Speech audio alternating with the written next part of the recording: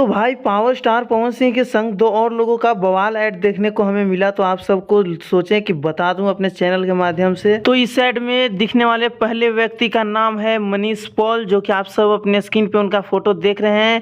ये एक शानदार होस्ट हैं जो कि अभी तक कई फिल्मों में काम कर चुके हैं, जो कि हाल ही में इनका एक फिल्म मिक्की वायरस आया है, जाकर के आप सब देख सकते हैं। और इस ऐड में दूसरी जो मॉडल दिख रही हैं उनका नाम है वरीना हुसैन। ये एक भारतीय अभिनेत्री और मॉडल हैं।